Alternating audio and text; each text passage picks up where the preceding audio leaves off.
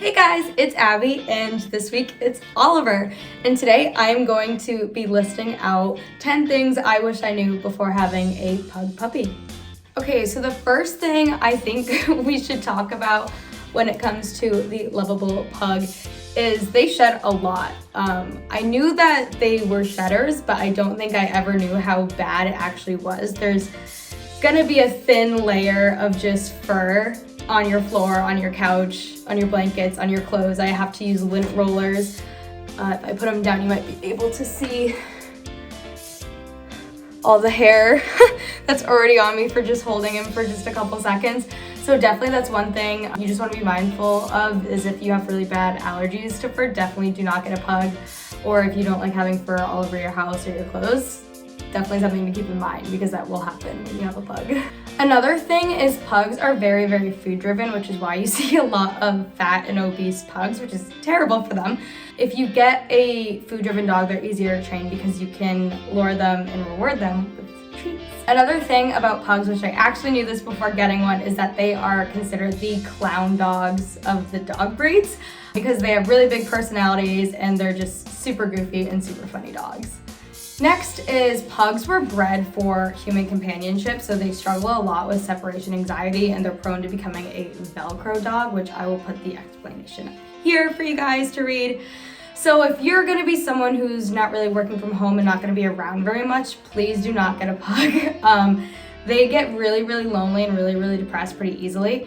I fortunately work from home, so he's my little co-worker every day, and I don't have too much going on the weekends, and if I do, I always put him first. So if there's ever a time where I go out, I either schedule accordingly or I'll get a dog walker or someone to come in and feed him. The next thing I wanted to talk about is that pugs have black nails, so it's actually really, really hard to see where to cut them, and if you cut them too short, dogs have a tendency to bleed really, really badly. So that was a traumatic event for me, where I cut his nails really short and then he bled. I know I did. Yeah, so that was just a really bad situation. So now I pay the $10, $12 to bring him to Petco or PetSmart to get his nails trimmed all the time. But yeah, not all dogs have black nails. Some of them have I think they're like clear or tan. They're more transparent so you can see the vein.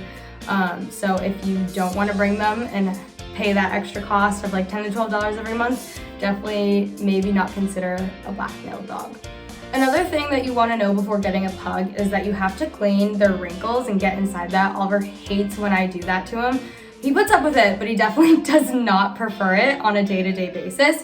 But if you don't clean out their rolls and their wrinkles, it can get bacteria, they can smell really bad, and there's always gunk in there, so just make sure you clean it out. I have a couple products that I'm going to go grab to show you that help me. So this is the wrinkle paste by Squish Face. It's the only product I've used and it's worked really well for Oliver. Normally I'll get a damp paper towel and I'll just wipe all of his rolls, get in there, and then I will dry them, and then I will add some of this in there. He doesn't love it, but it works, and we stick with what works. Another thing you should definitely know about pugs as a breed in general is they're pretty lazy dogs. So if you're looking for someone to get you in shape and go on runs together, a pug is definitely not your dog. If it's too cold out or if it's rainy, he will not go outside. And thankfully, another fun fact about pugs is you can litter box train them. So I'm very fortunate to have Oliver being litter box trained. So today I think it's like -30 in Boston, so I will not be going outside today, and he will be going to the bathroom inside. Another fun fact / things you should know about pugs is they're very, very cozy dogs. I'll show you Oliver and what he looks like right now. But every blanket you have, your pug is gonna take over, and forget about crate training them. They will be sleeping in your bed because they are like the coziest dog I've ever met. And last but not least, something you should know before getting a pug is they make great apartment dogs. I'm in an apartment and he has no issue. They're great, great dogs. They don't bark so much, although it depends on their personality.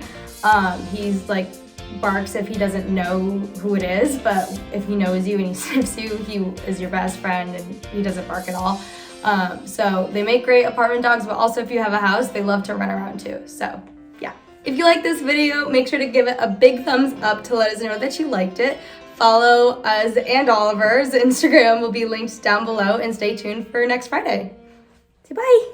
It's Katie and Abby.